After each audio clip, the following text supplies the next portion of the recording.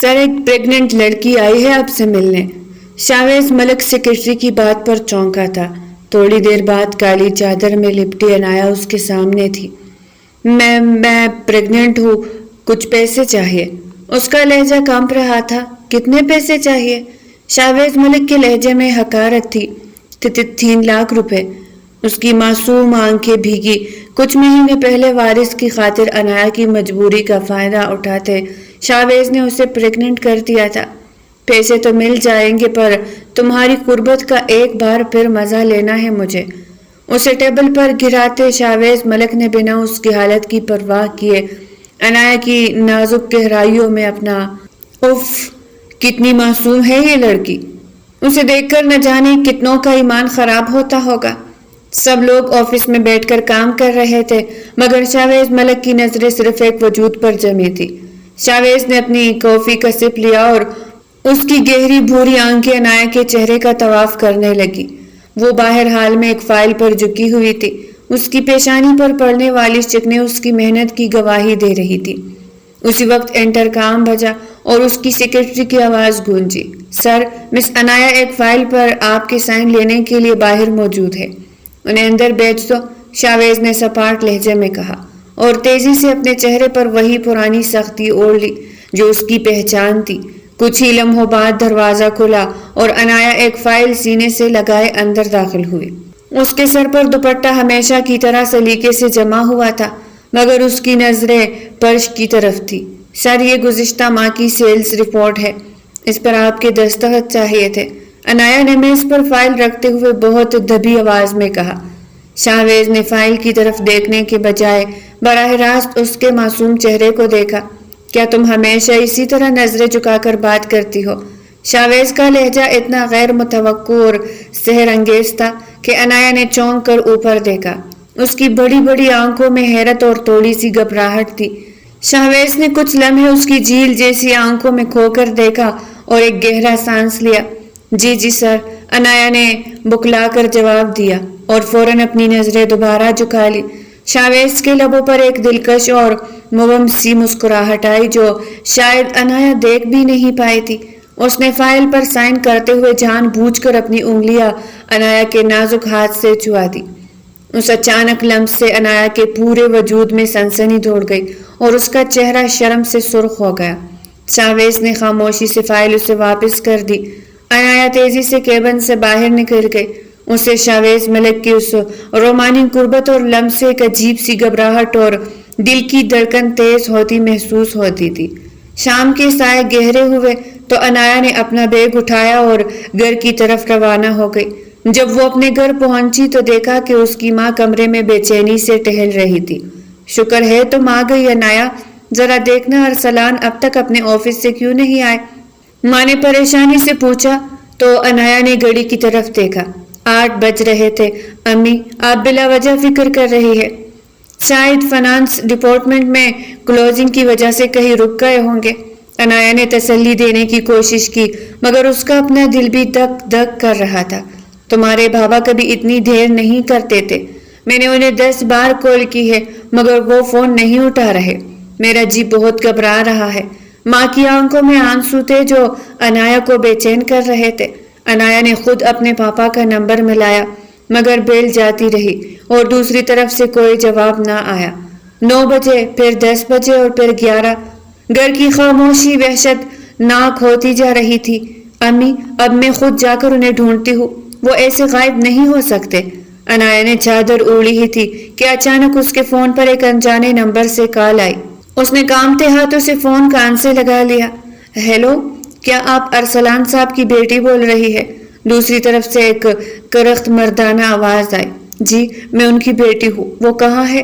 وہ گھر کیوں نہیں آئے؟ عنایا نے ایک ہی سانس میں کئی سوال کر ڈالے۔ آپ کا باپ تانا صدر میں قید ہے، اس نے اپنی کمپنی کے اکاؤنٹ سے لاکھوں روپے کا غبن کیا ہے اور سیٹ نے اس پر چوری کا مقدمہ درج کروایا ہے، آپ فوراً یہاں پہنچے۔ یہ سنتے ہی عنایا کے ہاتھ سے فون فرش پر گرا اور وہ ساکت رہ گئی۔ کیا ہوا عنایا؟ میرے شوہر کہاں ہے؟ ماں نے اسے جھنجھوڑا تو عنایا نے بھرائی ہوئی آواز میں بتایا کہ ارسلان احمد غبن کے الزام میں پولیس کی قید میں ہے۔ وہ دونوں کسی نہ کسی طرح رات کے اس پہر تانے پہنچے۔ وہاں کا ماحول انتہائی خوفناک تھا۔ کانسٹیبلز کی اونچی آوازیں اور وہاں موجود مجرموں کی غلیظ نظریں عنایا کو اندر تک لرزا رہی تھی۔ سر، میرے پاپا ایسا نہیں کر سکتے، وہ تو بہت ایماندار اور شریف ملازم ہے، پلیز ہمیں ایک بار ملنے دے۔ عنایا نے تانے دار کے سامنے ہاتھ جوڑے تو اس نے ایک تمسخرانہ نگاہ اس پر ڈالی۔ بی بی، شرافت کے سرٹیفکیٹ یہاں نہیں چلتے۔ تمہارے باپ نے جس سیٹ کے لاکھوں روپے غائب کیے ہیں وہ اس شہر کا ایک با اثر آدمی ہے، اب وہ جیل کی ہوا کھائے گا۔ تانے دار نے کرسی پر پیچھے ٹیک لگا کر کہا، خدا کے لیے رحم کرے، ہم بہت غریب لوگ ہیں، ان کے علاوہ ہمارا کوئی سہارا نہیں۔ عنایا کی ماں نے اس کے پیر پکڑنے کی کوشش کی مگر پولیس والے نے انہیں پیچھے دھکیل دیا۔ جاؤ یہاں سے، عورتیں سمجھ کر چھوڑ رہے ہیں ورنہ اندر کر دیں گے۔ صبح وکیل لے کر آنا۔ پولیس والے نے دھکا دے کر انہیں تھانے سے باہر نکال دیا۔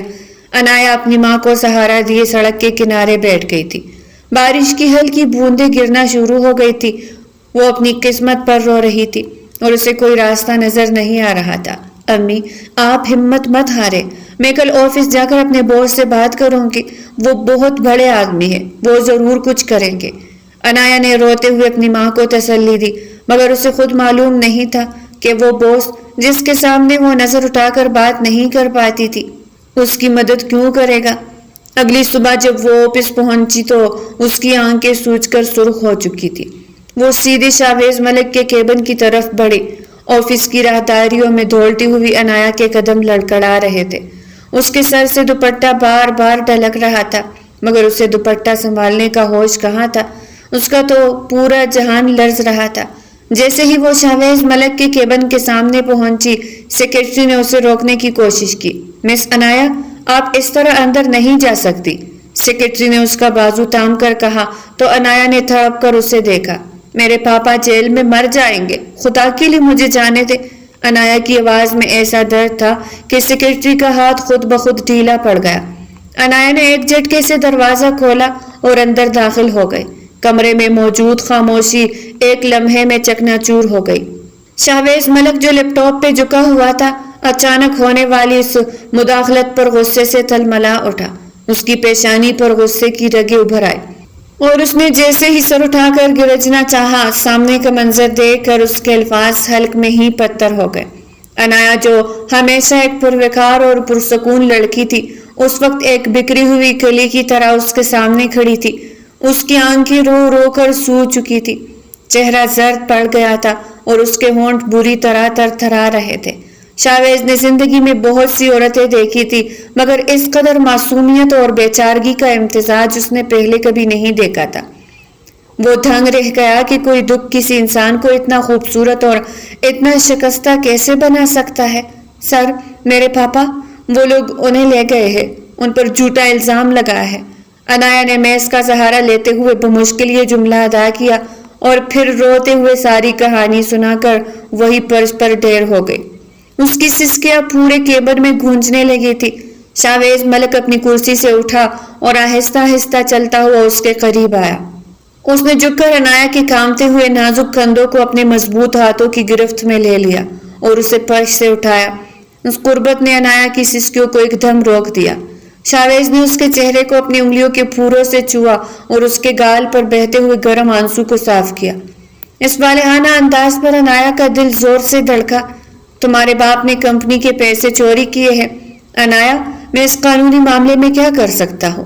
شاویز نے اپنی آواز کو مصنوعی سختی دیتے ہوئے کہا، حالانکہ اس کا اپنا دل عنایا کی حالت دیکھ کر مٹھی میں آ رہا تھا۔ وہ بے گناہ ہے سر، انہیں غبن کے جھوٹے کیس میں پھنسایا گیا ہے، وہ تو ایک روپیہ بھی حرام کا نہیں کھا سکتے، خدا کے لیے انہیں چھوڑوا دے، میرے بھائی بھی نہیں ہیں، ہم بہت اکیلے ہیں۔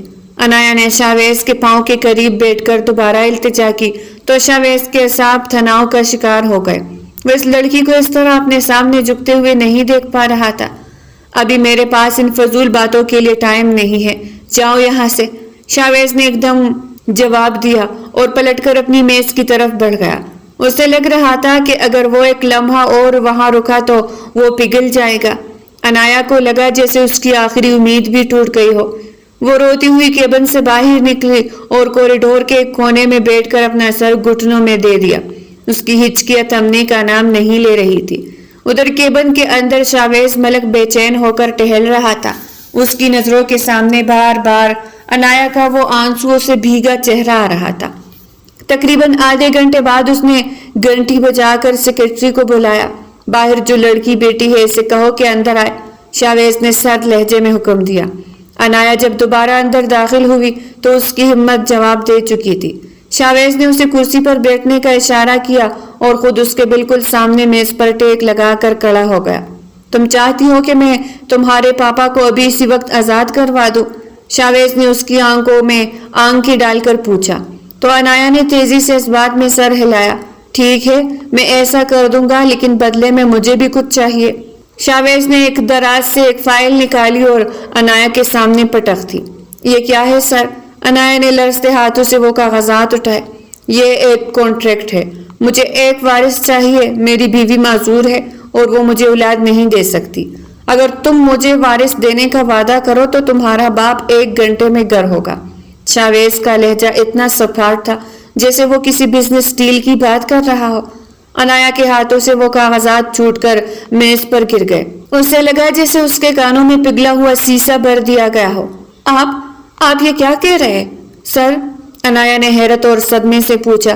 دیکھ لو عنایا، تمہارے باپ کی زندگی اور تمہاری شرافت فیصلہ تمہارے ہاتھ میں ہے۔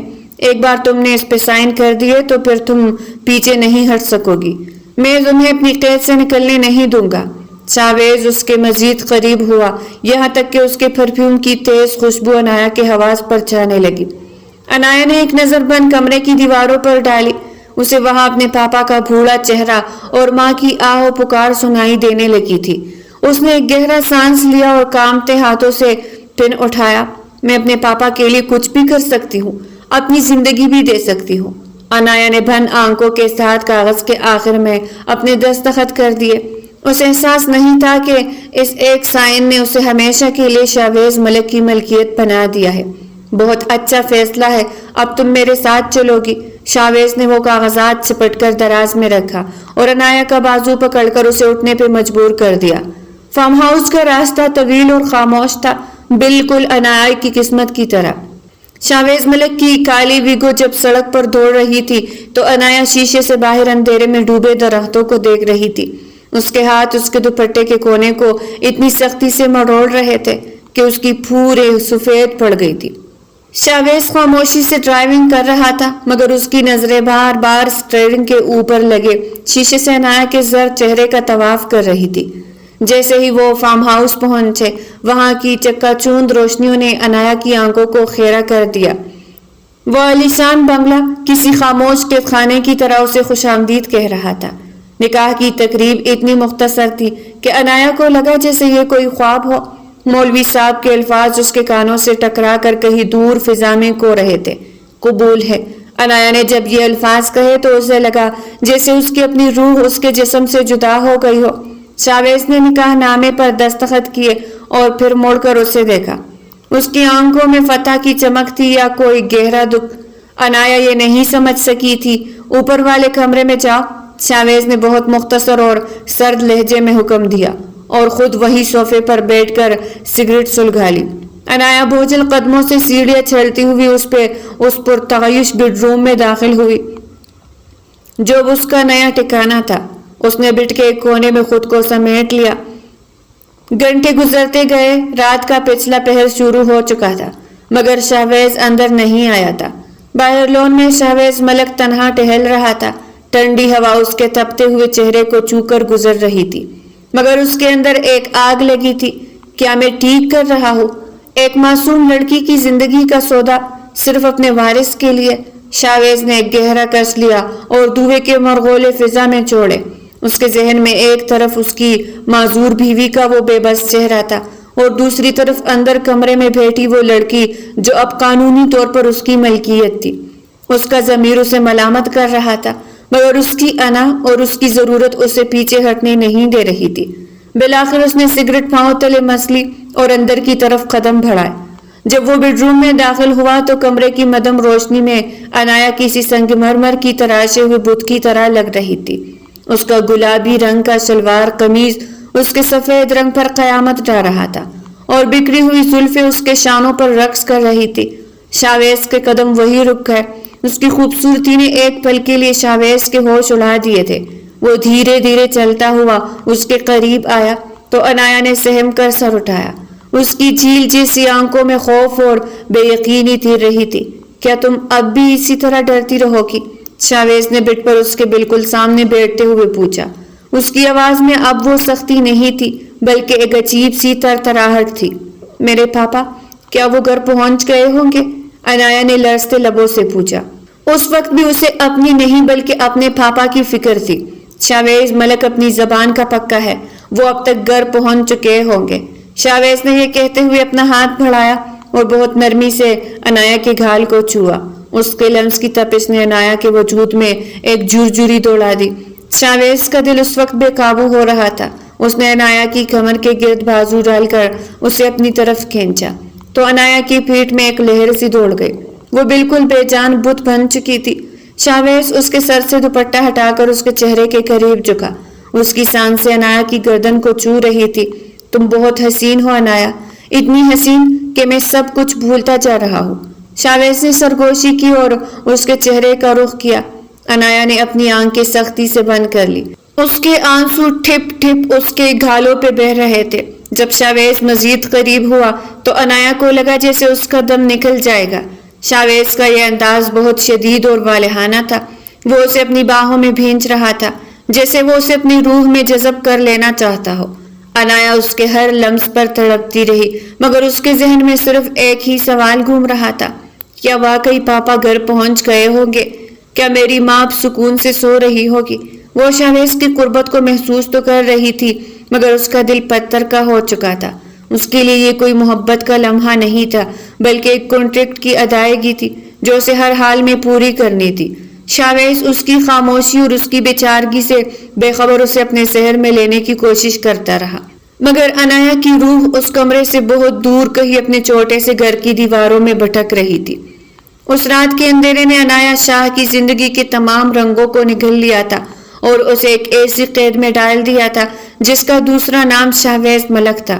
سورج کی پہلی کرن جب فارم ہاؤس کے پرتعیش کمرے کی پردوں کو چیر کر اندر آئی تو عنایا کی آنکھ کھل گئی۔ اس کا پورا وجود تکن اور ایک عجیب سی ٹوٹ پھوٹ کا شکار تھا۔ اس نے محسوس کیا کہ شاویز کا مضبوط بازو اب بھی اس کی کمر کے گرد حمائل تھا جیسے وہ نیند میں بھی اسے خود سے دور نہیں کرنا چاہتا تھا۔ عنایا نے دھیرے سے اس کا ہاتھ ہٹانا چاہا مگر شاویز کی آنکھ کھل گئی۔ اس کی آنکھوں میں نیند کی خمار کے ساتھ ایک ایسی والہانہ محبت تھی جو عنایا کے لیے بالکل اجنبی تھی۔ شاویز نے اسے اپنی طرف کھینچا اور بہت نرمی سے اس کے ماتھے پر اپنے لب رکھ دیے۔ تمہاری موجودگی نے اس کمرے کی وحشت ختم کر دی ہے عنایا۔ شاویز نے مدم سی سرگوشی کی اور اس کے گالوں کو چونے کے لیے ہاتھ بڑھایا۔ اس کا لہجہ اتنا رومانٹک تھا کہ عنایا کا دل ایک لمحے کے لیے پگھلنے لگا۔ وہ دوبارہ اس کے قریب ہونا چاہتا تھا۔ اس کی قربت میں وہ سب کچھ بھول رہا تھا مگر اچانک جیسے اسے کوئی بجلی کا جھٹکا لگا۔ شاویز کے ذہن میں اپنی معذور بیوی کا چہرہ ابھرا۔ اسے لگا جیسے اس کے ساتھ بہت بڑی بے وفائی کر رہا ہے۔ اس نے ایک جھٹکے سے عنایا کو خود سے دور کیا اور بیڈ سے اٹھ کھڑا ہوا۔ اس کے چہرے کی وہ نرمی ایک پل میں غائب ہو گئی تھی اور وہاں وہی پرانی برف جیسی سردی چھا گئی تھی۔ میں آفس جا رہا ہوں، تم نے یہاں سے کہیں نہیں جانا، شاویز نے بغیر مڑے انتہائی کھردرے لہجے میں کہا تو عنایا حیران رہ گئی۔ اسے سمجھ نہیں آیا کہ ابھی چند سیکنڈ پہلے جو شخص اس پہ جان چھڑک رہا تھا وہ اچانک پتھر کا بت کیسے بن گیا۔ شاویز باتھ روم میں گھس گیا تھا کہ تھوڑی دیر بعد عنایا کے فون پر اس کی ماں کی کال آئی۔ عنایا نے لرزتے ہاتھوں سے فون اٹھایا۔ بیٹا، ارسلان گھر آ گئے ہیں، وہ بالکل ٹھیک ہے، پولیس والوں نے انہیں چھوڑ دیا ہے۔ ماں کی خوشی سے بھری آواز سن کر عنایا کی آنکھوں سے شکرانے کے آنسو بہہ نکلے۔ اس نے پہلے ہی اپنی ماں کو بتا دیا تھا کہ آفس کے کام کے سلسلے میں اسے رات میں آفس میں ہی رکنا پڑے گا۔ اس نے فون بند کیا اور تیزی سے شاویز کے پاس گئی جو ابھی باتھ روم سے نکلا تھا۔ آپ کا بہت بہت شکریہ سر، میرے پاپا گھر پہنچ گئے ہیں، میں آپ کا یہ احسان کبھی نہیں بھولوں گی۔ عنایا نے جذبات سے مغلوب ہو کر کہا تو شاویز نے ایک سرد نگاہ اس پہ ڈالی۔ شکریہ کی ضرورت نہیں ہے، یاد رکھو یہ کوئی احسان نہیں، ایک سودا ہے۔ تمہیں وہ کام کرنا ہے جس کے لیے میں نے تمہیں یہاں رکھا ہے. مجھے صرف میرا وارث چاہیے. جس دن تم نے میرا یہ مقصد پورا کر دیا تم آزاد ہو جاؤ گی. شاویز کے ان تلخ جملوں نے عنایا کی خوشی کے غبارے سے ہوا نکال دی تھی. وہ خاموشی سے سر جھکا کر وہی کڑی رہ گئی تھی اور شاویز اسے وہی چھوڑ کر آفس چلا گیا تھا. عنایا نے بوجھل دل کے ساتھ اپنی ماں کو دوبارہ فون کیا اور جھوٹ بول دیا کہ آفس کے کام سے اسے لاہور جانا پڑ رہا ہے اور وہ کچھ عرصہ وہی رہے گی. اس کی ماں اور پاپا نے اس کی بات مان لی کیونکہ ارسلان کی واپسی کی خوشی میں وہ کسی اور چیز پر غور نہیں کر پائے تھے. فارم ہاؤس میں اب صرف عنایا تھی اور سناٹا. وہاں کوئی مستقل ملازم نہیں تھا اس لیے عنایا خود ہی کچن سنبھال لیتی تھی. ایک شام جب وہ کچن میں پیاز کاٹ رہی تھی اور اس کی آنکھوں سے پانی بہہ رہا تھا اچانک اسے اپنے پیچھے قدموں کی چاپ سنائی دی. اس سے پہلے کہ وہ مڑ کر دیکھتی شاویز نے پیچھے سے آ کر اس کی کمر میں اپنے بازو ڈال دیے اور اپنا سر اس کے کندھے پہ رکھ دیا. کچن کی تپش اور شاویز کے لمس نے عنایا کو ساخت کر دیا تھا. شاویز کا دل اس کے پیٹ سے لگ کر دھڑک رہا تھا. اس نے بہت پیار سے عنایا کے ہاتھ سے چھینی اور اس سے اپنی طرف موڑا. تم سادگی میں بھی بہت پیاری لگتی ہو، شاویز نے اس کی آنکھوں میں جھانکتے ہوئے کہا. اس کی نظروں میں پھر وہی وارفتگی تھی جس نے عنایا کو بے بس کر دیا تھا. وقت پر لگا کر اڑنے لگا تھا. تقریباً 1.5 ماہ گزر چکا تھا. ایک صبح عنایا کی طبیعت اچانک بگڑ گئی اور اسے شدید قے آنے لگی. شاویز اسے فوراً ڈاکٹر کے پاس لے گیا. چیک اپ کے بعد جب ڈاکٹر نے مسکرا کر خوشخبری سنائی کہ عنایا امید سے ہے تو شاویز کی آنکھوں میں ایک عجیب سی چمک آ گئی. میرا وارث آنے والا ہے. شاویز نے خوشی میں عنایا کا ہاتھ تھام لیا اور اسے وہی سب کے سامنے گلے لگا لیا. اس دن سے شاویز کا رویہ عنایا کے ساتھ بہت زیادہ جذباتی ہو گیا تھا مگر ایک عجیب سی بے چینی بھی ساتھ تھی.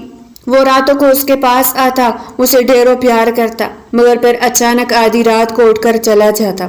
عنایا بستر پر لیٹی سوچتی رہتی کہ آخر وہ کہاں جاتا ہے. اسے احساس ہونے لگا تھا کہ شاویز راتوں کو اپنی پہلی بیوی کے پاس جاتا ہے. میں تو صرف ایک ذریعہ ہوں، ایک کانٹریکٹ شدہ بیوی جس کا مقصد صرف بچہ پیدا کرنا ہے. وہ مجھ سے نہیں اپنی اس بیوی سے محبت کرتا ہے. عنایا نے تکیے میں منہ دے کر سسکیاں بھری. اسے دکھ ہوتا تھا جب شاویز اسے اکیلا چھوڑ دیتا مگر اسے اپنے پاپا کا چہرہ یاد آ جاتا جس کی خاطر اسے یہ سب سہنا تھا. رات کے آخری پہر جب بارش کی بوندیں کھڑکی سے ٹکرا رہی تھی عنایا اکیلی اس عالیشان بیڈ پر تڑپتی رہی تھی. اسے شاویز کی عادت ہوتی جا رہی تھی. وہ نہ چاہتے ہوئے بھی اس کی طرف کینچی چلی جا رہی تھی مگر شاویز کی بے رخی اور اس کا آدھی رات کو غائب ہو جانا عنایا کے دل پر گہرے زخم لگا رہا تھا. وقت کا پہیا گھومتا رہا اور فارم ہاؤس کی ان دیواروں کے بیچ عنایا کی زندگی ایک ایسی ڈگر پر چل پڑی تھی جہاں پر ہر دن ایک نیا امتحان تھا. حمل کے 3 مہینے نے عنایا کے وجود میں تھکن اور بوجھل پن بھر دیا تھا مگر شاویز ملک کے رویے میں چھپا تضاد اسے اس سے زیادہ تکا رہا تھا. ایک شام جب آسمان پر شف کی سرخی پھیلی ہوئی تھی عنایا کچن کی کھڑکی کے پاس کھڑی باہر لون میں لگے پودوں کو دیکھ رہی تھی. شاویز ابھی آفس سے لوٹا تھا اور حسب معمول سیدھا کچن میں چلا آیا تھا. اس نے خاموشی سے عنایا کے پیچھے کڑے ہو کر اپنے مضبوط بازو اس کے پیٹ کے گرد حمائل کیے اور اپنی ٹھوڑی اس کے کندھے پہ ٹکا دی. کیسی ہو میرا وارث، آج زیادہ تنگ تو نہیں کر رہا؟ شاویز نے بہت مدم لہجے میں پوچھا تو عنایا کے پورے وجود میں ایک سنسنی سی دوڑ گئی. اس کا لمس عنایا کے لیے کسی نشے سے کم نہیں تھا مگر اس کے الفاظ ہمیشہ اسے اس کی اوقات یاد دلا دیتے تھے. میں ٹھیک ہوں، عنایا نے نظریں جھکا کر مختصر جواب دیا اور خود کو اس کے حصار سے چھڑوانے کی کوشش کی مگر شاویز نے اپنی گرفت مزید سخت کر لی. آج رات تمہیں میرے ساتھ ایک بزنس ڈنر پر چلنا ہے. میں نے تمہارے لیے ایک ڈریس منگوایا ہے، اوپر جا کر دیکھ لو. شاویز نے اس کے کان کے پاس سرگوشی کی تو عنایا ساکت رہ گئی. پھاٹی، میرا مطلب ہے میں وہاں جا کر کیا کروں گی؟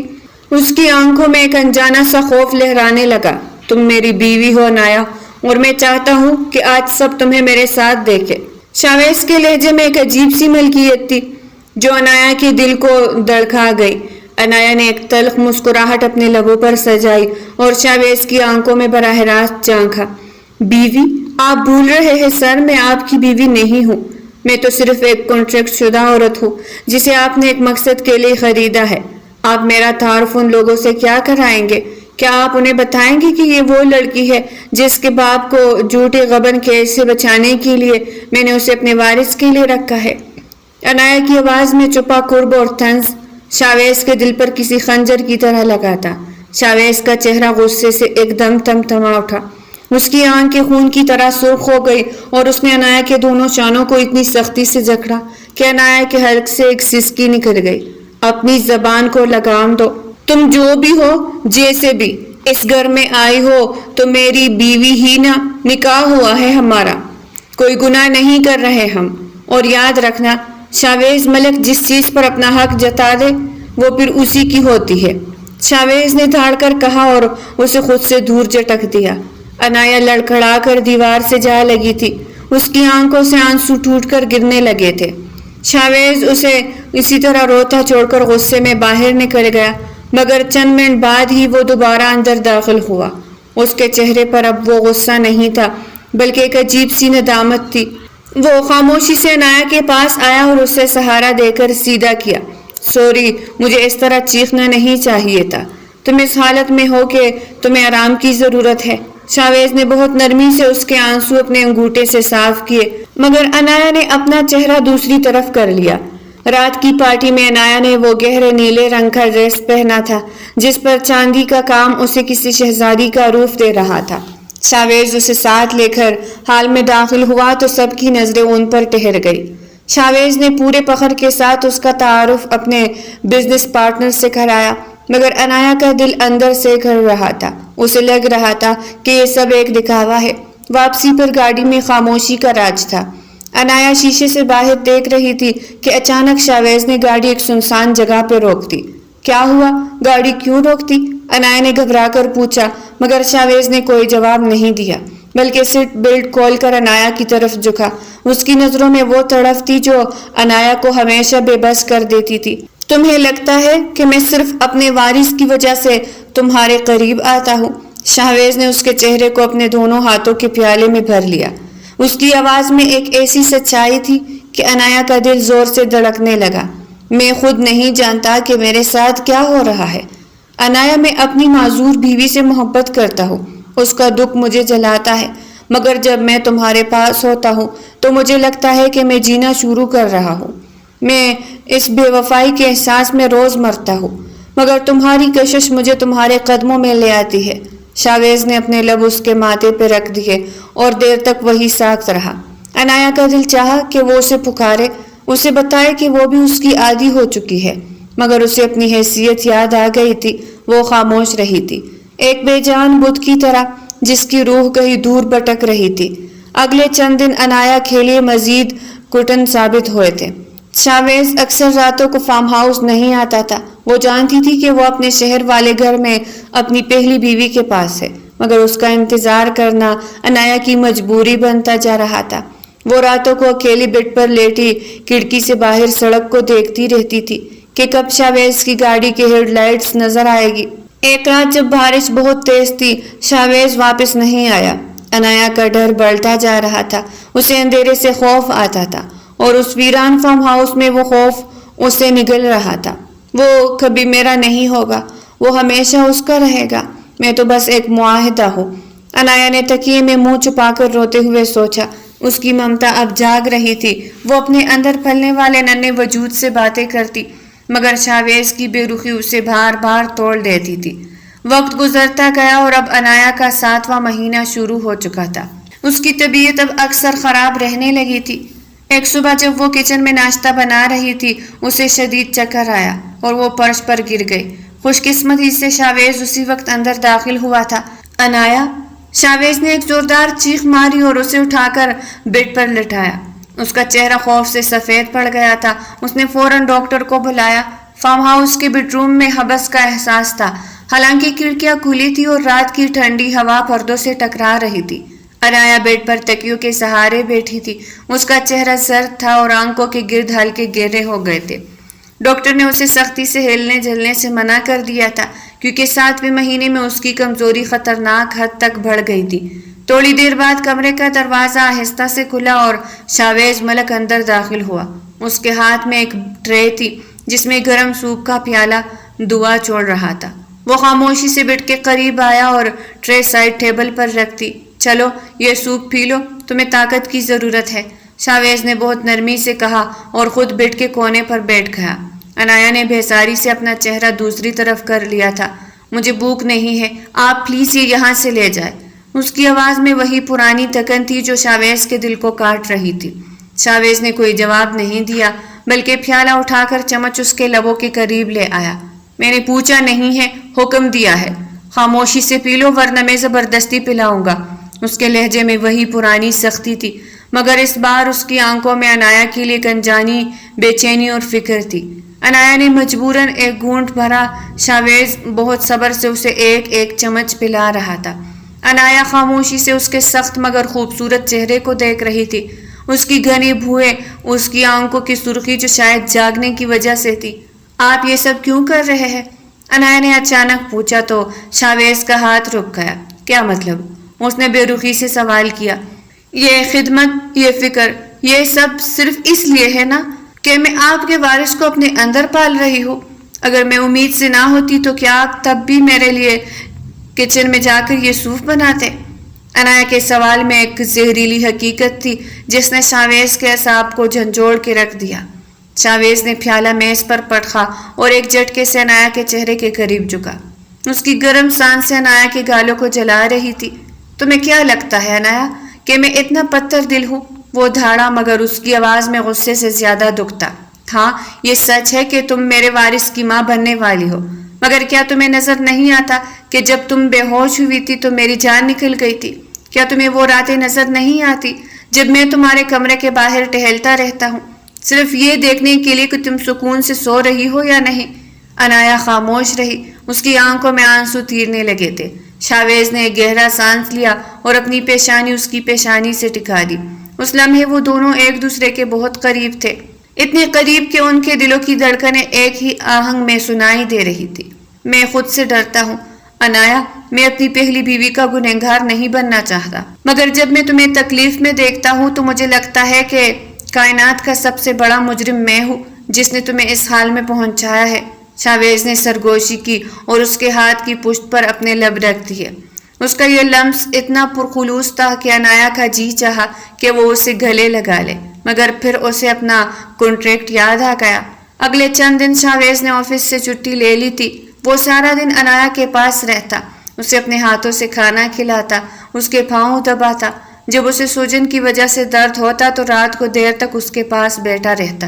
انایا اس کی اس تبدیلی پر حیران تھی، مگر اس کا ذہن اسے بار بار یہی کہتا کہ یہ سب وارث کی وجہ سے ہے۔ ایک رات آسمان بجلی کی کڑک سے گونج رہا تھا۔ انایا کی آنکھ کھل گئی، کمرے میں اندھیرا تھا، مگر بیڈ کے دوسری طرف شاویز موجود نہیں تھا۔ انایا کا دل ڈوبنے لگا۔ وہ مشکل سے اٹھی اور دیوار کا سہارا لیتی ہوئی لاؤنج میں آئی۔ وہاں کا منظر دیکھ کر وہ ساکت رہ گئی۔ شاویز جائے نماز پر بیٹھا تھا، اس کا سر سجدے میں تھا اور اس کے شانوں کے ہلنے سے اندازہ ہو رہا تھا کہ وہ زار و قطار رو رہا ہے۔ یا اللہ، میرے بچے کو کچھ نہ ہونے دینا، میں نے بہت گناہ کیے ہیں، مجھے سزا دے دے مگر اس معصوم کو کچھ نہ کہنا۔ شاویز کی ہچکی انایا کے کانوں میں پگھلا ہوا سیسا بن کر اتری تھی۔ انایا نے وہی دیوار سے ٹیک لگا لی۔ اسے پہلی بار احساس ہوا کہ یہ شخص صرف ایک جلاد نہیں ہے، اس کے اندر بھی ایک انسان چھپا ہے جو اپنی محبت اور فرض کی جنگ میں بری طرح پس رہا ہے۔ اسے شاویز سے پہلی بار ہمدردی محسوس ہوئی تھی، ایک ایسی ہمدردی جو دھیرے دھیرے محبت میں بدل رہی تھی، مگر وہ اسے تسلیم کرنے سے ڈر رہی تھی۔ اگلے دن شاویز نے اسے اپنے ساتھ لون میں بٹھایا ہوا تھا۔ دھوپ کی تپش ہلکی تھی اور پرندوں کی چہچہاہٹ فضا میں رس گول رہی تھی۔ انایا، اگر اس بچے کے بعد تم یہاں رہنا چاہو تو؟ شاویز نے بہت ہچکچاتے ہوئے پوچھا۔ اس کی نظریں سامنے پھیلے ہوئے سبزے پر تھی۔ انایا نے چونک کر اسے دیکھا۔ رہنا چاہوں؟ کس حیثیت میں؟ شاویز خاموش رہا۔ اس کے پاس کوئی جواب نہیں تھا۔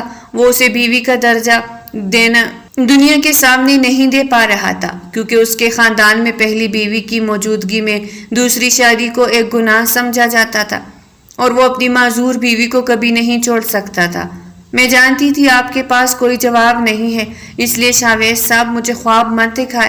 جس دن یہ بچہ پیدا ہوگا اس دن میرا اور آپ کا رشتہ ختم ہو جائے گا۔ انایا نے بہت سپاٹ لہجے میں کہا۔ حالانکہ اس کا اپنا دل اس بات پر خون کے آنسو رو رہا تھا۔ شاویز نے غصے سے مٹھیاں بھینچ لی اور اٹھ کر وہاں سے چلا گیا۔ اس کی بے رخی دوبارہ لوٹ آئی تھی، وہ راتوں کو پھر سے غائب رہنے لگا تھا۔ عنایا اسے پکارنا چاہتی تھی، اسے روکنا چاہتی تھی، مگر اس کی خودداری اسے اجازت نہیں دیتی تھی۔ وقت گزرتا گیا اور اب نواں مہینہ شروع ہو چکا تھا۔ عنایا کی حالت اب ایسی تھی کہ وہ بمشکل سانس لے پاتی تھی۔ شاویز کا رویہ ایک دم سے بدل گیا تھا۔ وہ مجھ سے بات بھی نہیں کرتا تھا، بس دور سے اسے دیکھتا اور چلا جاتا تھا، کیونکہ اسے اپنے آپ سے ڈر لگتا تھا کہ کہیں وہ عنایا میں کھو نہ جائے۔ عنایا کو لگ رہا تھا کہ وہ اب اس سے اکتا گیا ہے، یا شاید وہ صرف اس وقت کا انتظار کر رہا ہے جب وہ اسے اس کا وارث سونپ کر ہمیشہ کے لیے اس کی زندگی سے نکل جائے۔ انہی دنوں ایک شام جب وہ شاویز گھر آیا، اس کے ہاتھ میں ایک لفافہ تھا۔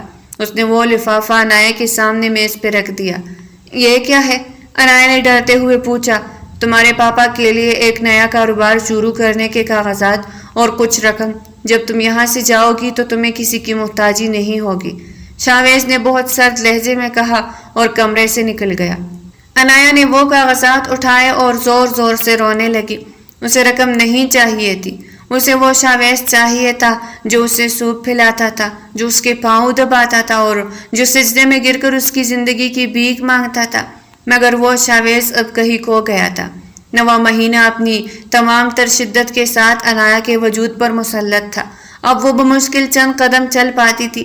فارم ہاؤس کی خاموشی اسے کاٹنے کو دوڑتی تھی، کیونکہ شاویز اب بھی راتوں کو غائب رہنے لگا تھا۔ اسے لگ رہا تھا کہ شاویز نے اسے کنارہ کشی اختیار کر لی ہے۔ شاید اسے اب صرف اس کے بطن سے جنم لینے والے اس وارث کا انتظار تھا، عنایا کا نہیں۔ دوپہر کا وقت تھا، سورج کی تپش کھڑکی کے شیشوں کو تپا رہی تھی۔ عنایا نے بہت ہمت کر کے الماری سے اپنا وہ پرانا بیگ نکالا جو وہ اپنے گھر سے لائی تھی۔ اس نے اس میں اپنے پاپا کی ایک تصویر دیکھی اور اس کی آنکھوں سے بے اختیار آنسو بہہ نکلے۔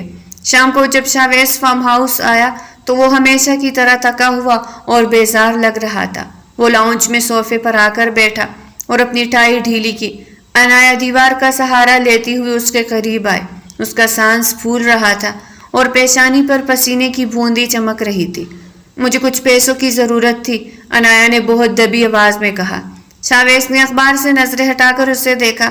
اس کی آنکھوں میں ایک عجیب سی سردی تھی۔ پیسے کس لیے؟ وہ مجھے ابھی کے ابھی 15,000 چاہیے، کیونکہ مجھے لگ رہا ہے کہ ڈیلیوری کا وقت قریب ہے۔ ڈیلیوری کا لفظ سن کر شاویز ملک کا دل باغ باغ ہو گیا تھا۔ پاگل ہو گئی ہو تم؟ شاویز ملک کا بچہ پیدا کرنے جا رہی ہو، کسی ایرے غیرے کا نہیں۔ بولو کتنے پیسے دوں اس بچے کو پیدا کرنے کے لیے؟ وہ سر سے پاؤں تک کانپ رہی تھی۔ میں نہیں جانتی، آپ 15,000 دے دیجئے۔ 15,000 میں تمہیں کوئی ہاسپٹل گھسنے بھی نہیں دے گا۔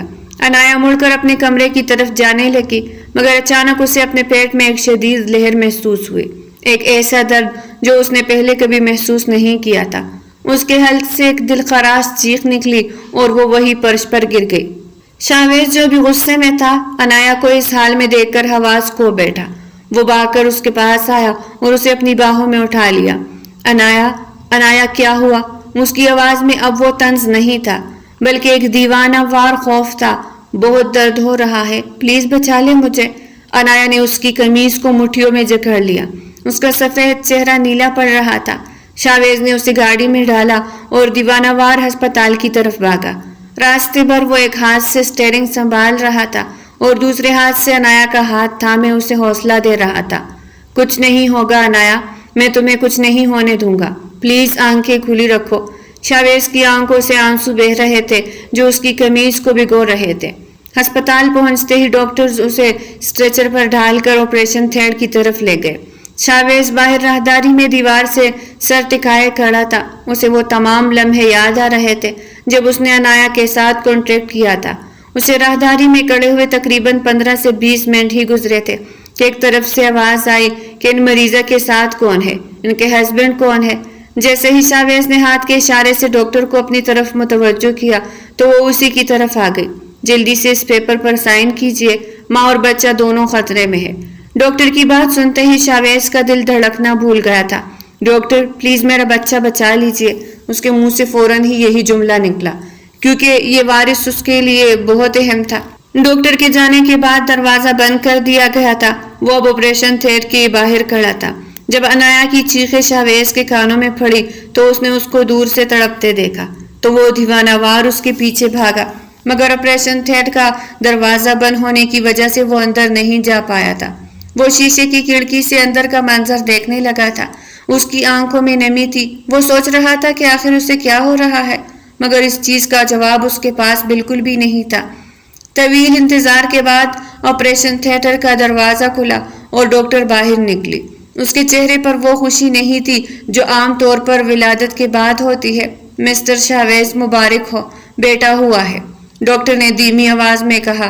شاویز کے دل کی دھڑکن ایک لمحے کے لیے رک گئی تھی۔ اور عنایا، وہ کیسی ہے؟ وہ بہت کمزور ہو چکی ہے، ہم اسے وارڈ میں شفٹ کر رہے ہیں، مگر بچہ بہت زیادہ نازک ہے، اس کے پھیپھڑے پوری طرح کام نہیں کر رہے اور اسے زندگی اور موت کی کشمکش میں ICU میں وینٹیلیٹر پر شفٹ کر دیا گیا ہے۔ ڈاکٹر کی بات نے شاویز کے قدموں تلے سے زمین نکال دی۔ اگلے 2 دن شاویز کے لیے قیامت سے کم نہیں تھے۔ وہ ایک طرف عنایا کے پاس بیٹھتا جو ہوش آنے پر صرف اپنے بچے کا پوچھتی، اور دوسری طرف وہ ICU کے شیشے کی دیوار کے باہر کھڑا اس ننھی سی جان کو آلات میں جکڑا دیکھتا جو سانسوں کی جنگ لڑ رہا تھا۔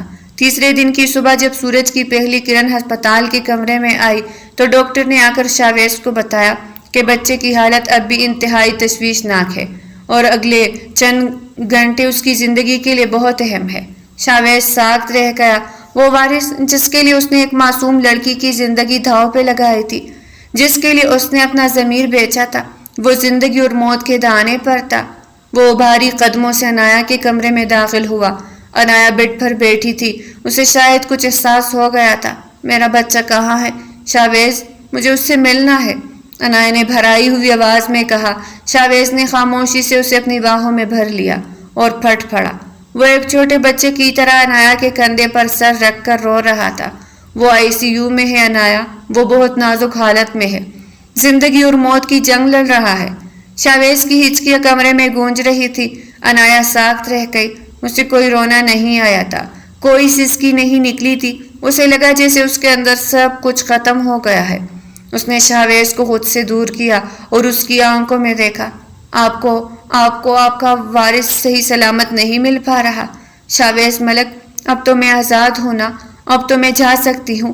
عنایا کا یہ سپاٹ لہجہ شاویز کے لیے کسی موت سے کم نہیں تھا۔ نہیں عنایا، پلیز ایسا مت کہو، میں سب کچھ ختم کر دوں گا، میں تمہیں کہیں نہیں جانے دوں گا۔ شاویز نے اس کے ہاتھ پکڑ کر التجا کی، مگر عنایا کی آنکھوں میں اب صرف بے حسی تھی۔ اسی دوران شاویز کے فون کی گھنٹی بجی۔ اس کے گھر سے کھال تھی۔ اس کی معذور بیوی جو برسوں سے بستر پر تھی، وہ اس دنیا سے رخصت ہو گئی تھی۔ قدرت نے ایک ہی دن میں شاویز سے اس کا غرور اور اس کا پرانا سہارا دونوں چھین لیے تھے۔ ہسپتال کی سفید دیواریں شاویز کے گناہوں کی گواہی دے رہی تھی۔ ایک ہی دن میں اس کا وارث ICU میں آخری سانسوں پر تھا، اور وہ وجود بھی جس کے سہارے اس نے سالوں گزارے تھے وہ چلا گیا تھا۔ شاویز اب ایک ایسے مقام پر کھڑا تھا جہاں اس کے پاس دولت تو تھی، مگر دل کا سکون خاک ہو چکا تھا۔ اگلے چند دن عنایا خاموش رہی تھی۔ وہ ہسپتال کے بیڈ پر لیٹی کھڑکی سے باہر اڑتے پرندوں کو دیکھتی رہتی تھی۔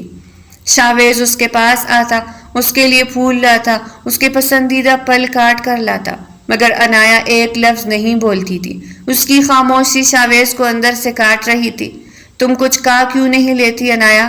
دیکھو تم کتنی کمزور ہو گئی ہو، شاویز نے بہت لرزتی آواز میں کہا، اور سیب کی ایک کاش اس کے لبوں کے قریب لے گیا۔ عنایا نے دھیرے سے اپنا چہرہ موڑ لیا۔ مجھے کچھ نہیں چاہیے، آپ نے اپنا وارث ICU کی موت کے حوالے کر دیا اور میں نے اپنا سکھ، اب ہمارا سودا ختم ہوا، مجھے میرے گھر چھوڑ دے۔ شاویز کا ہاتھ وہی فضا میں رک گیا تھا۔ اس نے پیالہ میز پر رکھا اور گھٹنوں کے بل عنایا کے بیڈ کے پاس بیٹھ گیا۔ اس نے عنایا کے دونوں نحیف ہاتھ اپنے ہاتھوں میں لیے اور انہیں چومنے لگا۔ اس کے آنسو عنایا کی ہتھیلیوں کو بھگو رہے تھے۔ مجھے معاف کر دو عنایا، میں نے تمہیں صرف ایک ضرورت سمجھا، مگر میں نہیں جانتا تھا کہ تم میری روح بن جاؤ گی۔ میری پہلی بیوی بھی چلی گئی اور میرا بچہ بھی ICU میں زندگی کی آخری جنگ لڑ رہا ہے۔ اب میرے پاس تمہارے سوا کچھ نہیں ہے۔ اگر تم بھی چلی گئی تو شاویز ملک مر جائے گا۔ شاویز نے ہچکیاں لیتے ہوئے اپنا سر عنایا کی گود میں رکھ دیا۔ انایا کا دل جو پتھر بن چکا تھا شاویز کی اس حالت کو دیکھ کر پگھلنے لگا تھا۔ اس نے کانپتے ہاتھوں سے شاویز کے بالوں کو چھوا۔ اسے احساس ہوا کہ یہ شخص اب وہ مغرور بزنس ٹائکون نہیں رہا، بلکہ ایک ٹوٹا ہوا انسان ہے جسے صرف اس کی ضرورت ہے۔ میں نے آپ سے سچی محبت کی تھی شاویز، مگر آپ نے اسے ہمیشہ ایک کانٹریکٹ کا نام دیا۔ انایا نے پہلی بار اپنے جذبات کا اعتراف کیا تو شاویز نے تڑپ کر سر اٹھایا۔ اس کی آنکھوں میں امید کی ایک کرن جاگی تھی۔ اب کوئی کانٹریکٹ نہیں ہوگا انایا، اب صرف تم ہوگی اور میری محبت۔ میں دنیا کے سامنے تمہیں اپناؤں گا اور ہم مل کر اپنے بچے کے لیے دعا کریں گے۔ شاویز نے اس کا ماتھا چوما اور اسے اپنے سینے سے لگا لیا۔ اس لمحے ان دونوں کی روحیں ایک دوسرے میں ضم ہو رہی تھی۔ اگلے دن ڈاکٹر نے آ کر خوشخبری دی کہ بچہ معجزاتی طور پر خطرے سے باہر آ گیا ہے اور اس کی حالت اب بہتر ہو رہی ہے۔ شاویز نے انایا کو گلے لگا لیا اور اسے ہسپتال سے ڈسچارج کروا کر گاڑی تک لے آیا۔ انایا اب بھی کچھ سہمی ہوئی تھی، مگر شاویز کا ہاتھ اس کے ہاتھ میں تھا جو اسے تحفظ کا احساس دلا رہا تھا۔ میں تمہیں تمہاری ماں کے گھر چھوڑنے جا رہا ہوں تاکہ تم کچھ دن اپنے پاپا اور امی کے ساتھ سکون سے رہ سکو۔ اس کے بعد میں پورے زمانے کے سامنے تمہیں ڈولی میں بٹھا کر اور اپنے بچے کو گود میں لے کر اپنے گھر لے آؤں گا۔ شاویز نے گاڑی سٹارٹ کرتے ہوئے کہا۔ راستے میں انایا خاموشی سے باہر کے نظارے دیکھ رہی تھی۔ ٹھنڈی ہوا اس کے چہرے کو چھو رہی تھی۔ اچانک شاویز نے ایک ہاتھ سے سٹیئرنگ سنبھالا اور دوسرے ہاتھ سے انایا کا ہاتھ تھام کر اپنے لبوں سے لگا لیا۔ تمہیں پتہ ہے انایا، جب میں تمہیں کیبن سے چھپ کر دیکھتا تھا تو مجھے لگتا تھا کہ تم بہت دور کی کوئی شہزادی ہو۔ مجھے نہیں معلوم تھا کہ قدرت تمہیں اس طرح میرے مقدر میں لکھ دے گی۔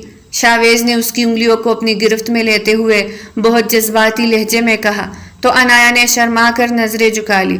اور میں تو آپ کے جلال سے ہی ڈر جاتی تھی۔ شاویز نے گاڑی رفتار ہلکی کر دی اور ایک سنسان سڑک پر اسے کنارے لگا دیا۔